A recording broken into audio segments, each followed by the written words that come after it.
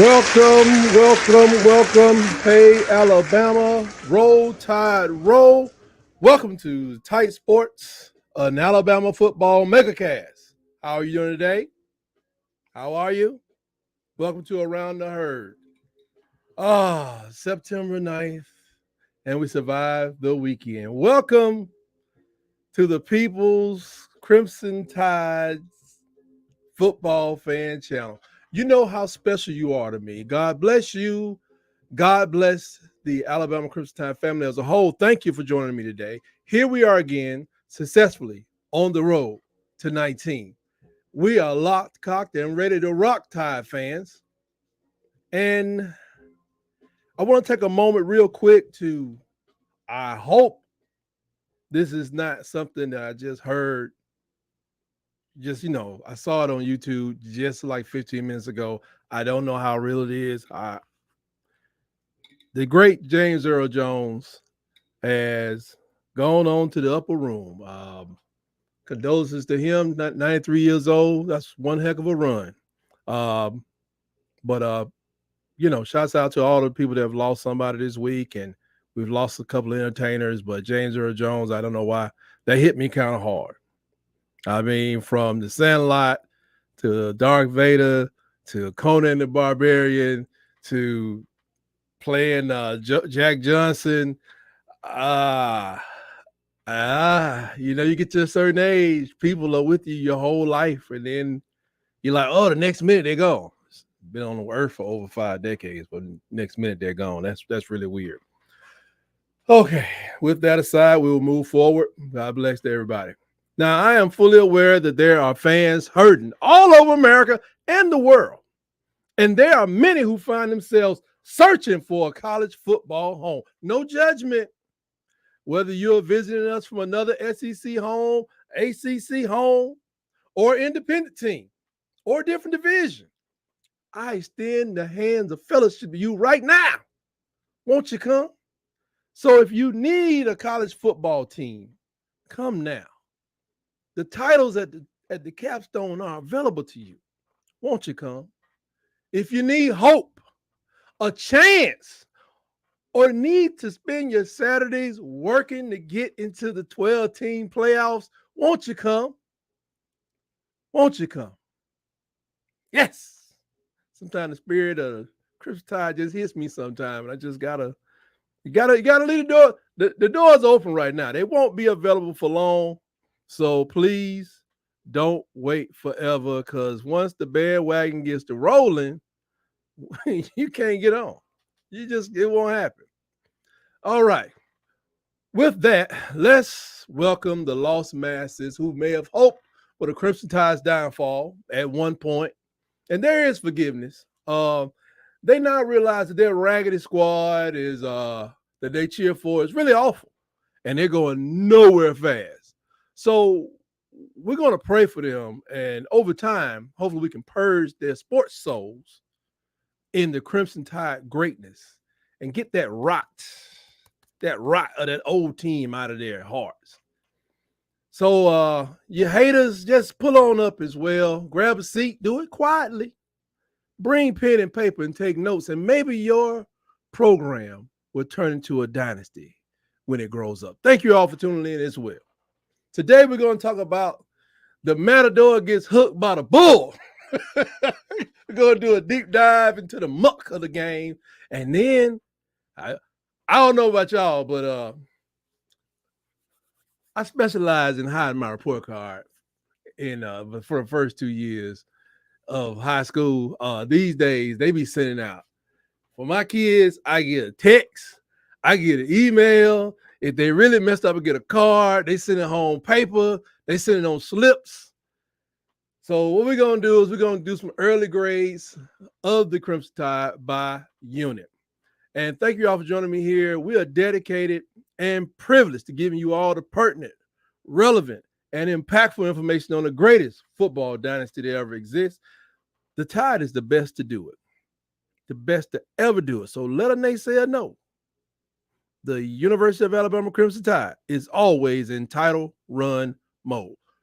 Roll Tide and welcome. Now, I'm looking over the play-by-play of the scoring that happened on Saturday against USF. They got a field goal in the first quarter. Then we had we got a touchdown. And then there was just this malaise that set in over the game. Right after we scored that touchdown, it was just like, it was 3-0. They went up 3-0 for about 7 minutes. We tied it up with 5 minutes left. Then it was 6-7. They got another field goal. Then we got a touchdown late in the second quarter. Oh, my goodness. I mean, it was just like this malaise. The third quarter, when we entered into the third quarter, the game score was 6-14. Then they scored a touchdown with 9 minutes, 34 seconds left in the third quarter. Now that's when the old Sphinxter, that's when it tightened up on me, because the game was 13-14. 13-14. And I was listening to Stephen M. Smith. He's the good Stephen. I think that's Touchdown Alabama Network. And he was talking about what happened on the sideline. Said Elijah Pritchard was itching to get in the game. They were trying to protect him because he had a bum ankle. So they wanted to protect him, because what we don't want to do is to have that line out there as it is against Wisconsin, and especially not a month from now, almost 3 weeks against Georgia. So they were trying to preserve him, but they let Elijah Pritchard in the game. Alabama pulled off 1, 2, 3, 4 touchdowns in the fourth quarter. Now that's good and bad. Now I'll get to the bad later. But our defensive unit, they still throwing them high heat, baby. They throwing them high heat. Byron Brown is one heck of an athlete. We pushed him off his square. We kept him off his square. He had 23 rushing attempts. He had 108 yards. His passing was abysmal, 15 to 30 for 35. I don't even know what the math is on that. Half of 34 is 17, so he threw under 50% for 100 yards. The longest pass is 14 yards. And I have more on that a little bit in a second. Most of the receivers, they didn't have much to say about the game. Like I said, 103 yards. They did a lot of running and rushing. They did a lot of hurry up, first of all. I mean, what's his name? Golish. He always does that. We did it to us at Tennessee. We should have been expecting it. But I think all in all, for them to run the ball 46 times, 206 is kind of high.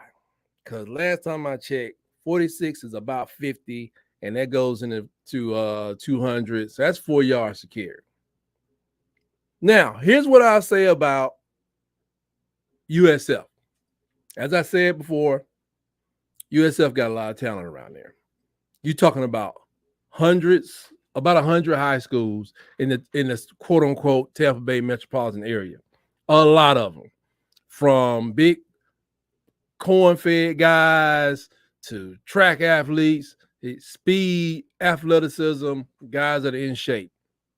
Just walking around Tampa Bay, a lot of them. So what they've done over the last 3 years, they've really invested into University of South Florida's program. I think they're doing a new stadium. I know they're getting an outdoor practice facilities been updated. They got an indoor facility.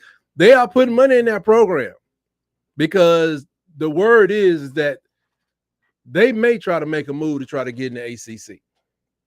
The AAC is just a stopping place. They're going to probably have to win it, or maybe not. I don't know. If they build their program up to where USF is, see, they're in an arms race.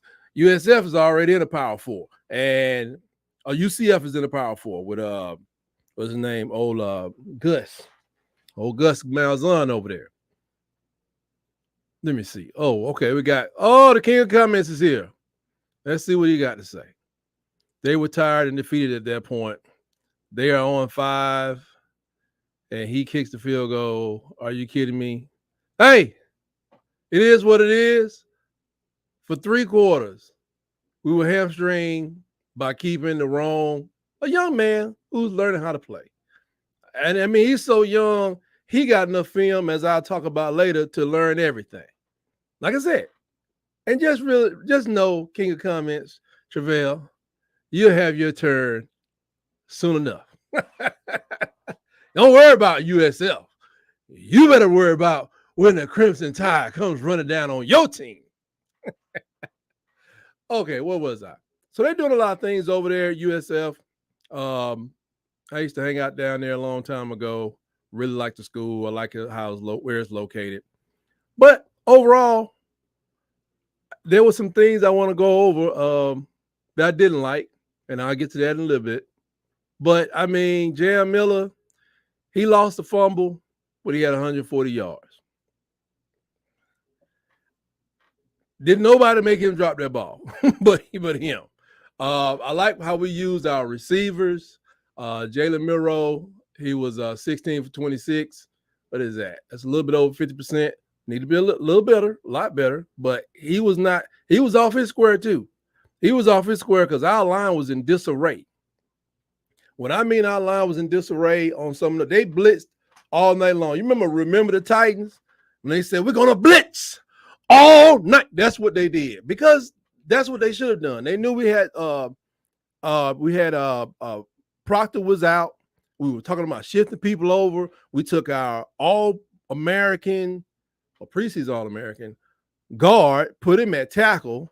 They worked on it last week, 1 week. He hadn't played that. He's a senior since high school at 4 years. So between y'all, what is it? Okay, between y'all throwing the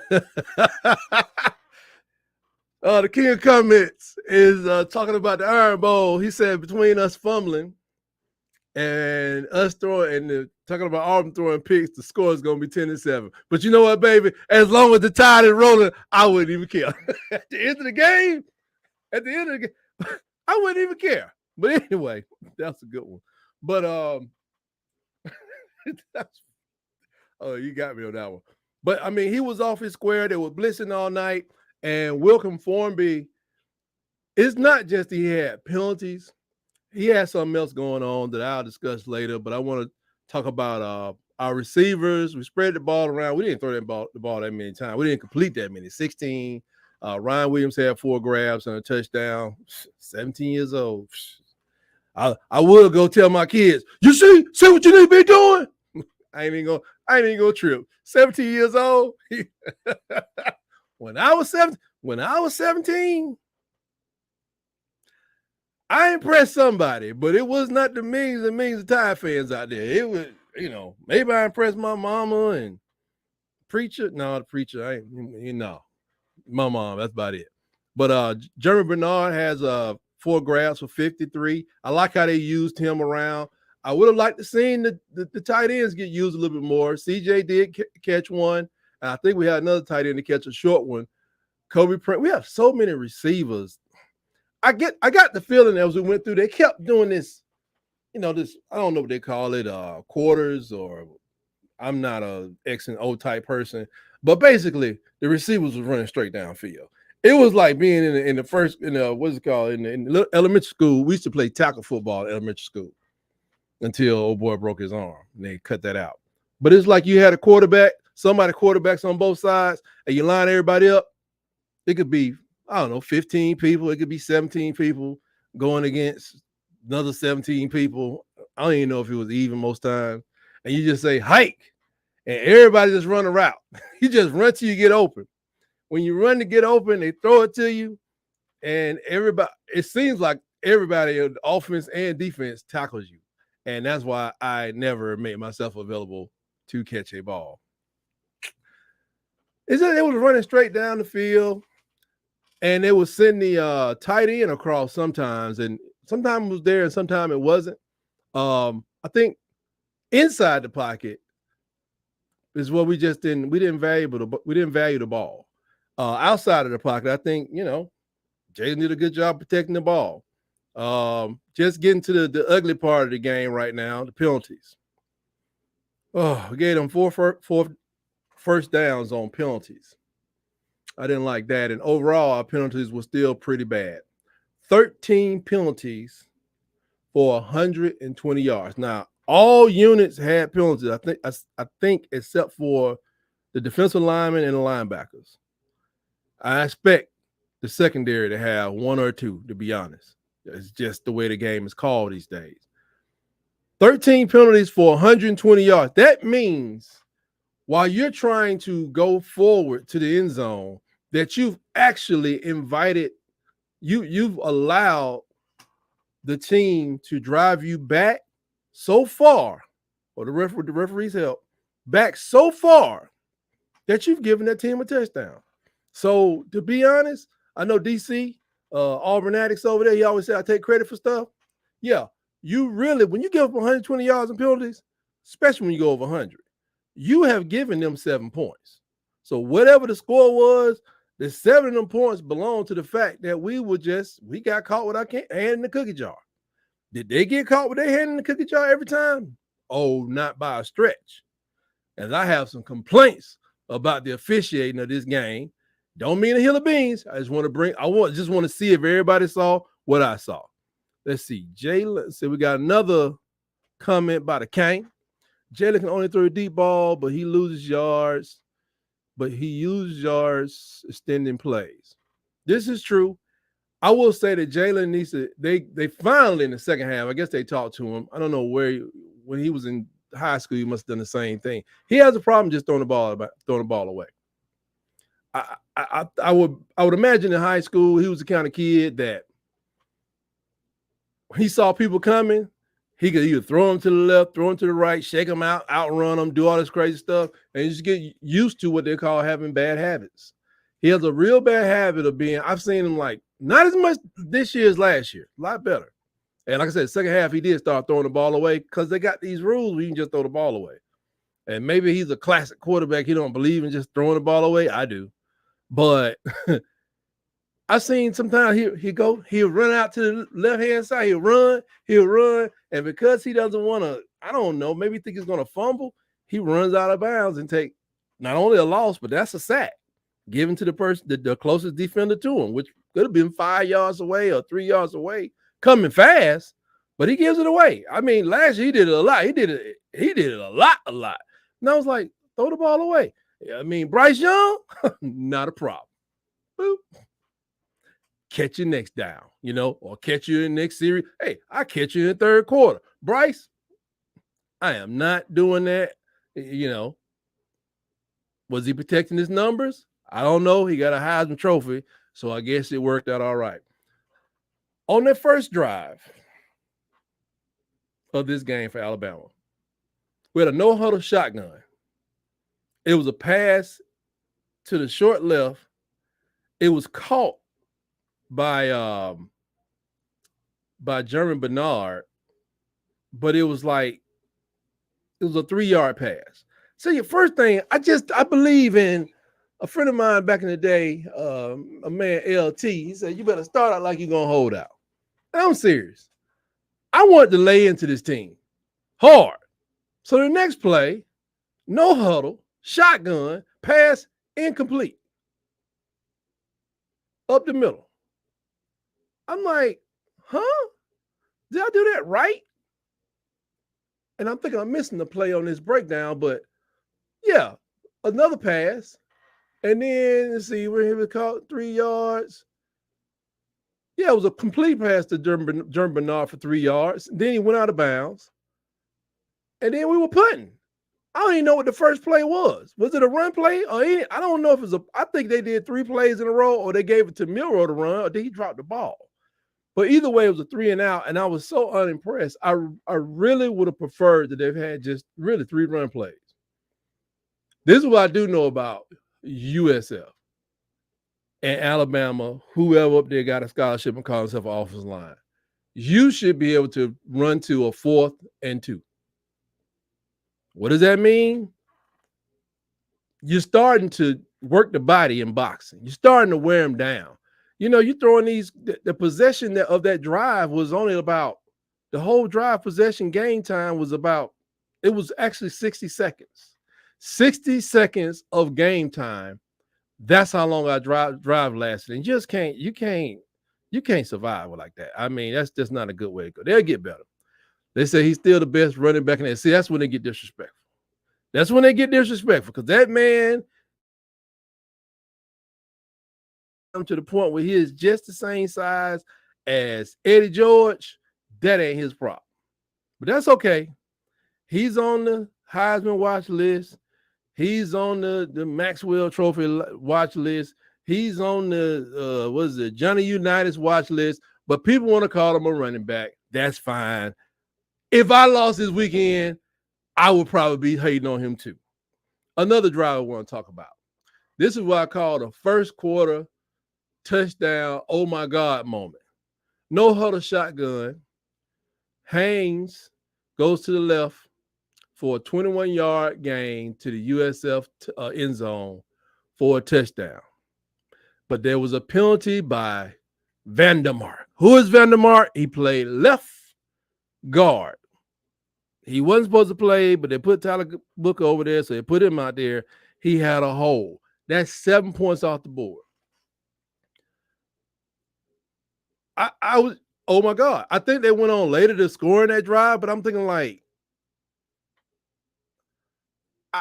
they say you can call holding on every play, but Vandermark, I think, came to us by way of Michigan State. Brailsford came to us by way of Washington. And I think they were supposed to be highly touted linemen, but gosh, just holding at that point of contact. Because the referee has to be staring at you while the running back is approaching the line and sometimes going through. Sometimes you'll see a play where, man, the running back was already over there. You throwing a flag. But there are some referees be like, that didn't really matter. I mean, he was on this hash mark and the play is over there. Some people don't go through the problem of throwing unless it's like too physical or something. They will, hey, calm it down. But this is the kind of things that hurt you. That was a moment when, you could have taken command of the game. They ran the ball effectively. They opened the hole up, but maybe they opened up with a hole. I don't have the video to show you, but it just made me just, oh my God. That's what I said. Then there's a second quarter head scratcher. Starting at second quarter, we had no huddle. Milrow went up the middle for no yards. And Vandermark holding again. Holding again. Did some more plays. I think we got back to we had an intentional grounding. That is, we had a holding. No, it was a holding on Vandermark. Let me just start from top. Vandermark had the holding. The next play, we had a pass up the deep right that was caught by Jeremy Bernard. It was a 22-yard play. It was a first down. The next play, it was a pass that was incomplete to the same person. I started to notice, too, I hope we don't have the Lane Kiffin going on. Lane used to throw the ball to Cooper so much. I was like, this seems like a lot. And I don't do the numbers, but somebody on TV, they say like he was like, Cooper was 60% of the offense, 80% of the pass offense. I don't know about y'all, but it may be worth triple teaming him probably. And I think we got in the playoffs. We went in, came back out because that's exactly what they did. They triple teamed that man. They ran high-low. They ran brackets. He always had three people around him, and sadly enough, the other people didn't have enough work to be functional. They threw other people the ball, but it was like they wasn't looking for it. It's just a bad idea. So anyway, here we go back to back. They throwing the ball to Jeremy Bernard. So then they threw another one to Jeremy Bernard, and we got a holding on Formby. So that goes backwards. They're doing no huddle. They're doing no huddles. I don't know. We're trying to weigh them down. Just take your 1,800-pound of man, lay it on top of their man, and you'll wear them down. There's no need for no hurry up with this team. So they did it was just penalties, man. I mean, QB hurried, intentional grounding. That's how we got. Yeah, the QB was hurried, and there was intentional grounding, and that's how we got a third penalty right in this drive. And the next thing that came up on third down was a sack for a 10-yard loss. I mean, it was just like, oh my goodness. Second quarter closeout drive that was not.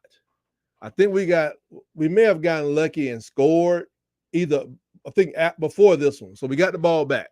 And this should have been to close the drive out, to close the quarter out, but that's not what happened. So you got a no huddle. You got Jalen Milroe. He goes to the right for a 74-yard gain for a touchdown. Yay! It was nullified by a penalty. Formby, Wilkin Formby, 10-yard penalty, no play. Did you have to say 74 yards? And raise your hand if you think you don't want your quarterback to be able to run a 74-yard play. I mean, come on, man. Y'all don't watch Jalen Hurts? Huh? Ain't nobody watching that? Everybody can't be Tom Brady. It just can't be.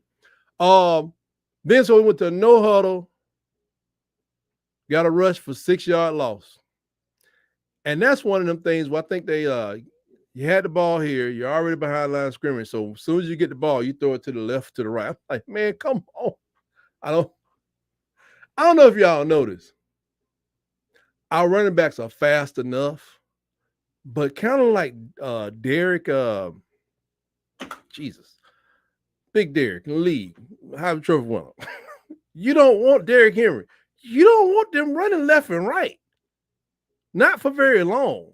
You know, the string out, I'm going to tiptoe out here, then I'm going to break for it. No, man, let these guys go for it and bang.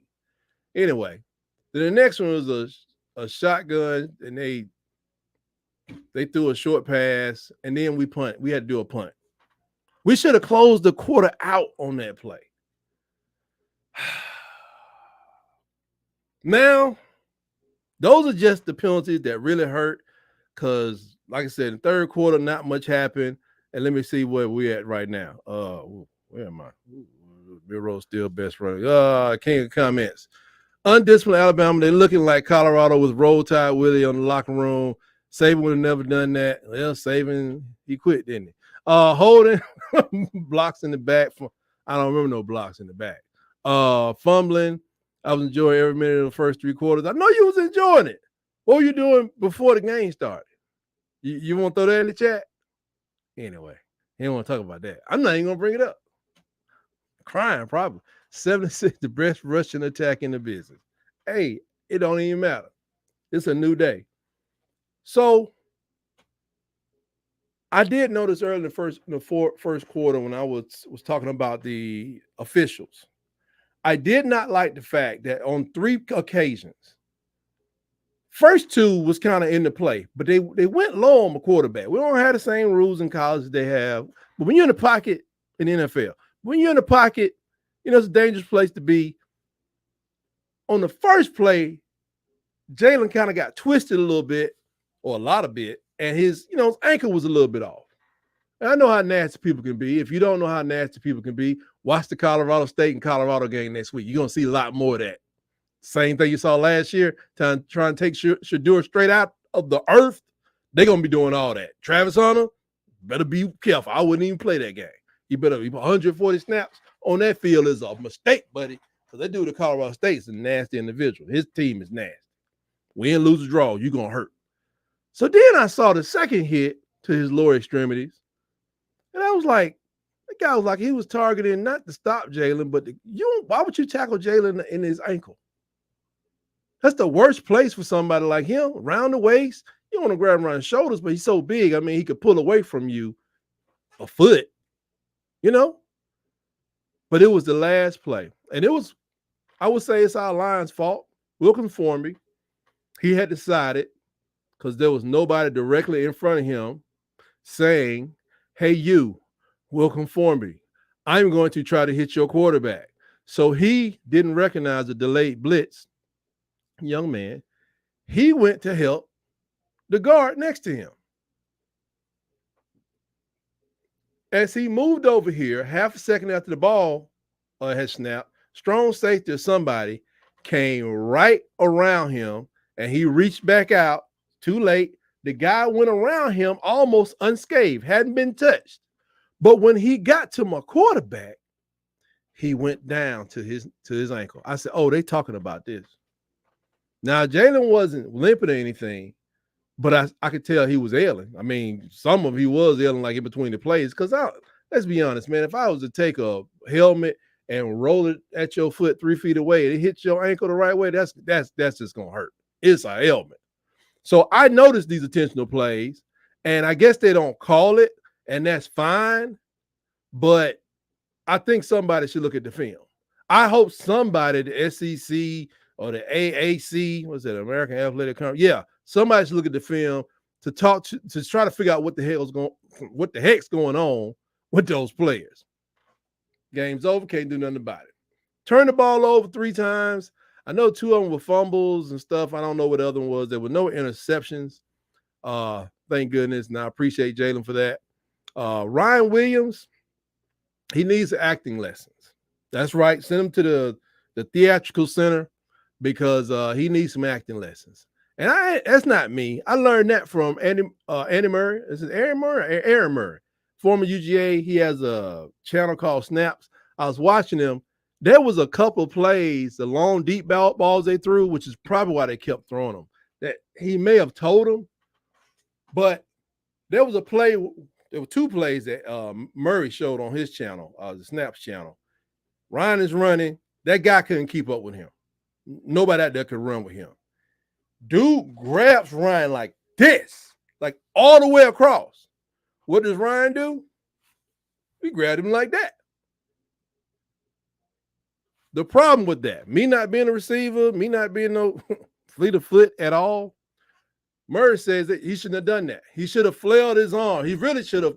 I'm just throwing this in there. He probably could have flailed his arm, make sure this guy falls so he can't get the interception, but just, do something to pull that arm up.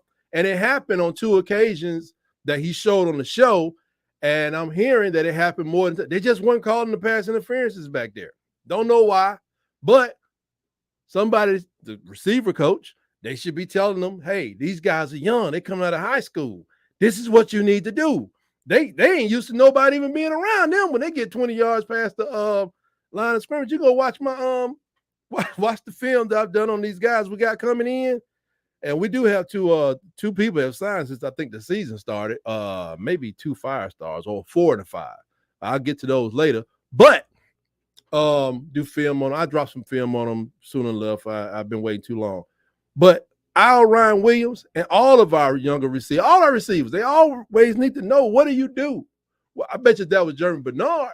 I bet you he probably know what he do. He's a little bit older, but they all should get the kind of, especially as young as he is. Not only 17, he's a freshman. He ain't even a freshman. He's a freshman. They all need the training on what to do. I mean, it wasn't even close. It wasn't like, there's one thing to hold somebody like this or do like that. I'm talking about this. I'm talking about his little old body, and he's strong as a bull because he put him like this. Ryan's steadily going down the field. I'm like, Jesus, that boy's strong. But he grabbed him and was like, you coming with me. No, we don't do that. Leave your hand free. Knock his down. Do something. Just don't sit there and hook up because it looks like, mutual combat. Don't do that. Don't do that. Learn to do something else. Next up, I want to grade these units. I'm going to grade these units, and if you disagree with me, so be it. The king of comments. So you're saying Alabama coached a bad game. We're getting to that. Early grades by unit. Defensive line, Tim Keenan the third. He's been balling out. He had a sack and a half from the defensive tackle position. If you don't know how hard that is, I mean, the quarterback got to kind of run an offense so you can get there, but you got to beat your man. He's the defensive lineman, player of the week for the SEC. They handle business and they make plays down there, hands down. It's definitely an A-plus unit. And I'll tell you this, I give everybody a half a grade because we 2-0. You're 2-0. The linebackers, A+. They persevered through poor complementary football being played. The offense did not help them stay fresh.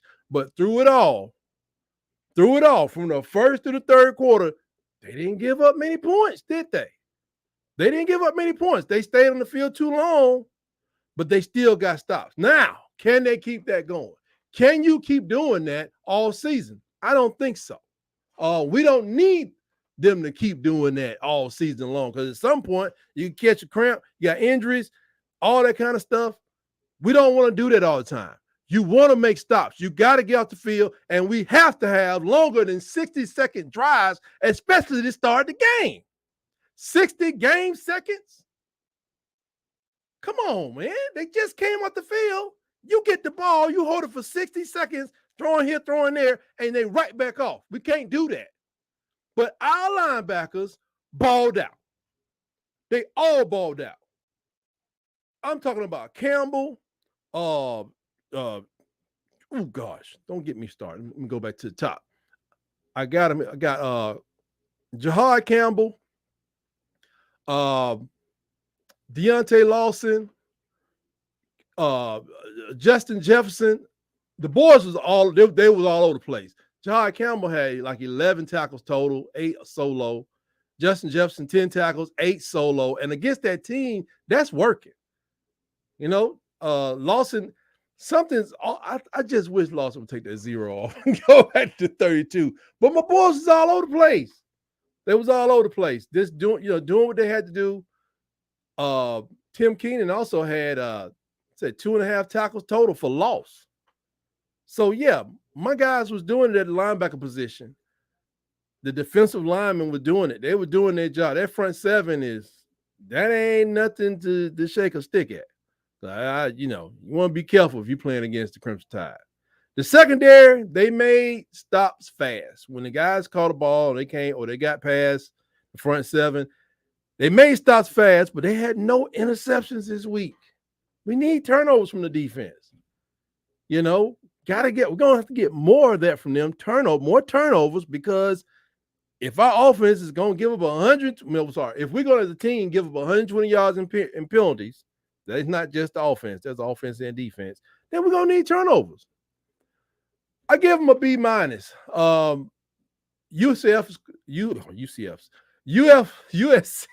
quarterback was able to throw a lot of balls to open wide receivers. I don't know if y'all saw it was like this, and sometimes they diving for balls.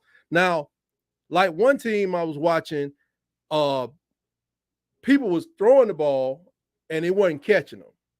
They were throwing the ball and the guys were dropping, just straight drops while they're running or sitting down, they're dropping the ball. That wasn't the case with USF. The Bulls had balls they had to reach for. They had to dive for. So that got me thinking that was thanks to the pass rush. I could see that our pass rushers throwing their timing off, and so that's a good thing. However, if you play a more accurate quarterback with decent footwork, you got to ask yourself, do we struggle if that's the case? If that's Deshaun Watson throwing like this, or if that's Sunshine, I don't even know his name anymore. I call the boy Jacksonville Sunshine so much, I can't even remember his name. If that's the other quarterback they had at Clemson and he's throwing the ball off, is he more accurate because he has better footwork? Do we struggle if that happens?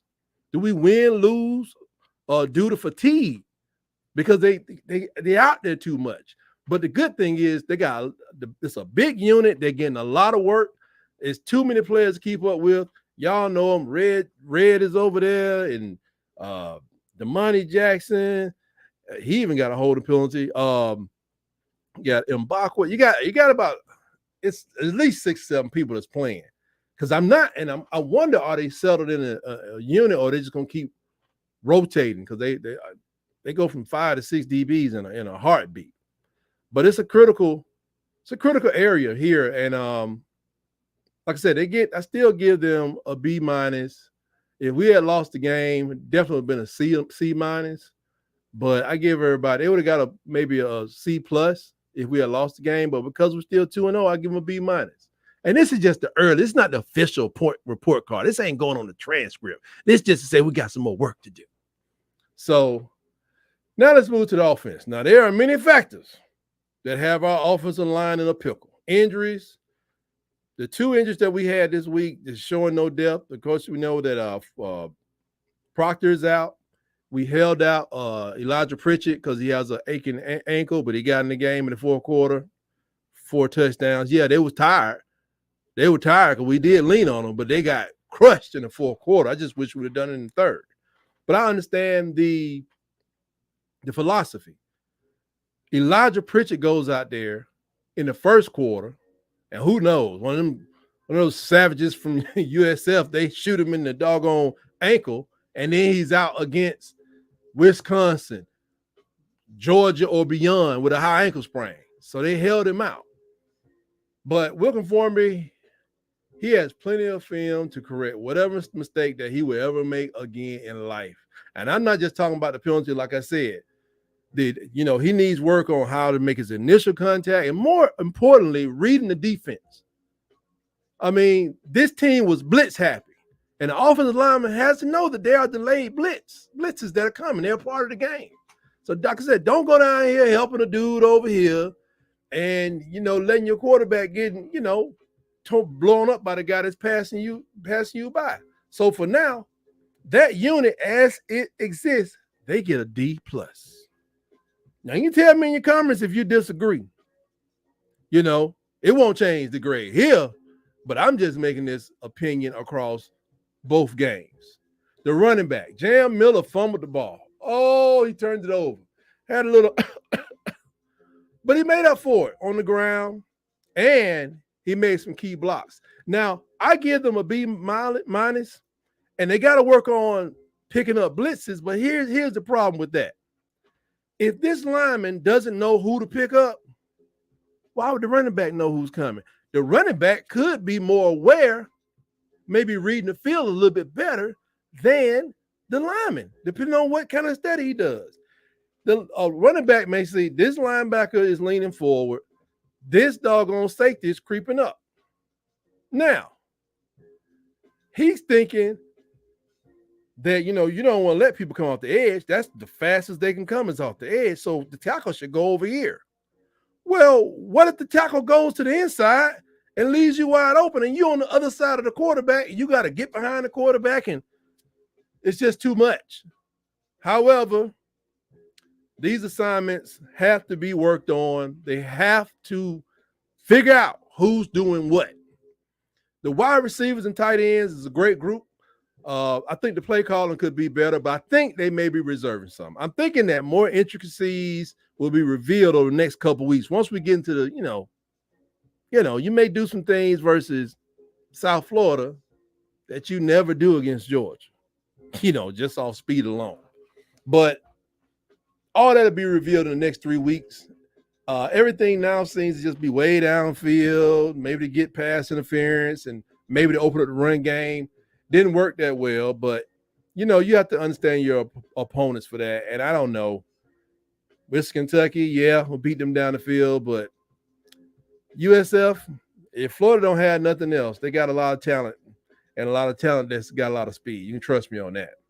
Now, Jalen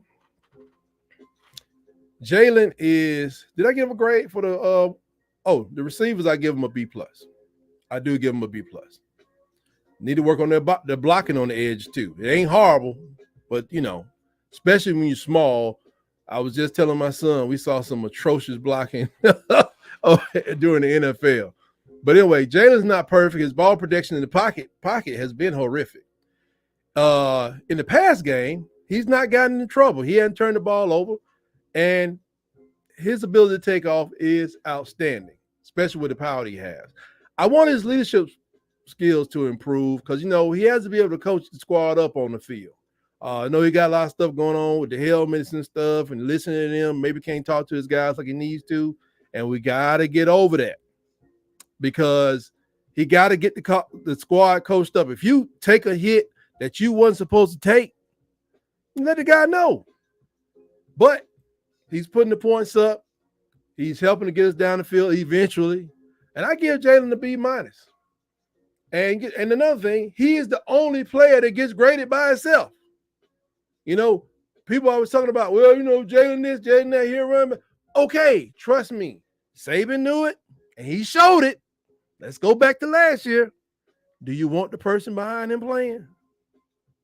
You may want him on your team because you're looking into the Crimson Tide window, but do you want the person that's behind Jalen over at your team?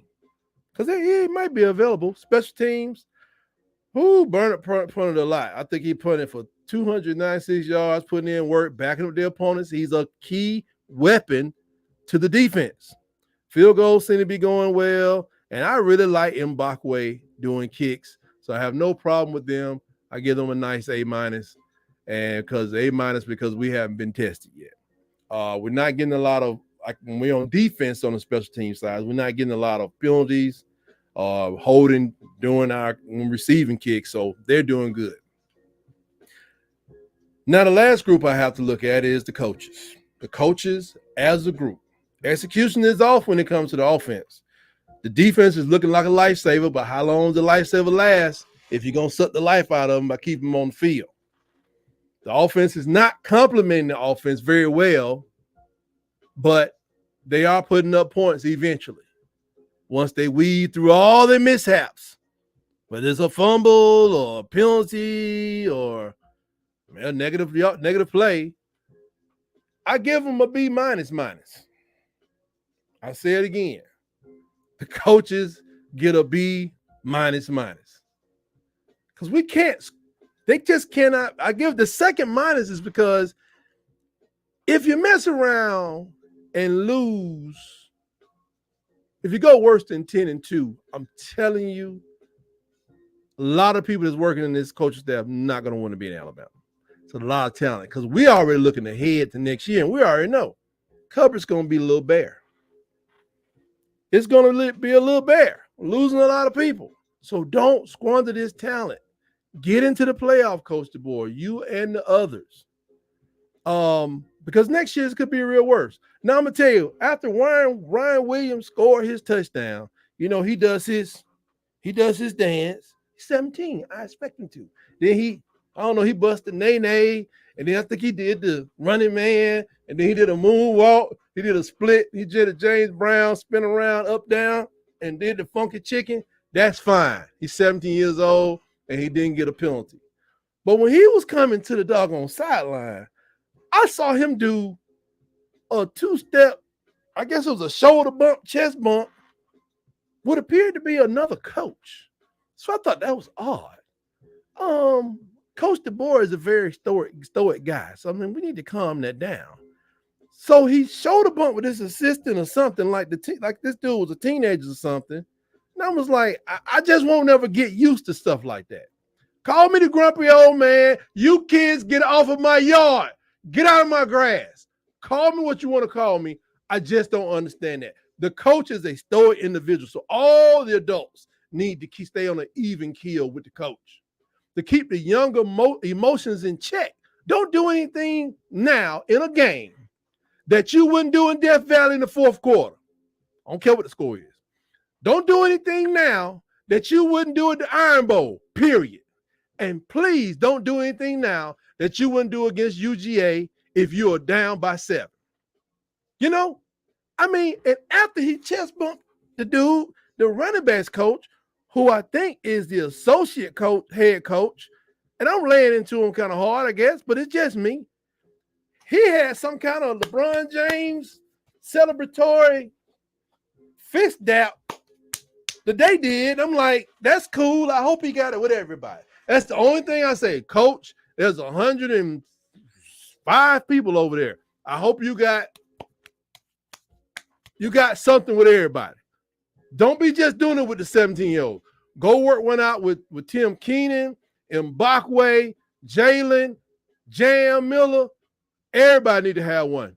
If not, Justice Hank, everybody. Burnup, the kicker, the holders, everybody. Backup quarterback, the dude that's hurt with his arm and sling, the guy that got the knee brace on, everybody need to have one. Don't just do it to him. Now, let's just not be up. Cut this foolishness out. If you're going to have a special thing with Ryan Williams, have one with everybody. That's fine. But whoever that was out there on the field, looking like an assistant coach of some type, and you doing shoulder bumps like he was just in on the play, stop it. First of all, old dude, you're going to blow your knee out. Stop it. And I know you were a man of a certain age. You had to be at least 35 because I noticed you was, male pattern baldness already set in. So let's just keep this thing calm, man. If you ain't gonna do it at the Iron Bowl, don't do it there. If you ain't gonna do it in Death Valley, don't do it. Don't be doing it. Let's keep everything even keel. And don't just act like you've been there. Know that you're at the University of Alabama, ladies and gentlemen. The best to ever do it. Don't act like you just been there. Just act like you know you at Alabama. You at Alabama. You at Alabama, the pinnacle, the top, the best. Well, that's all I got for this week. See, check the chat real quick. No more chat from Travell, the king of comments. Remember to join us here every Monday at 6:30. Iron Bowl debates drop every Wednesday at 6 p.m. I'll try. I went full. I did a watch party for the whole game. I ran my mouth for 4 hours.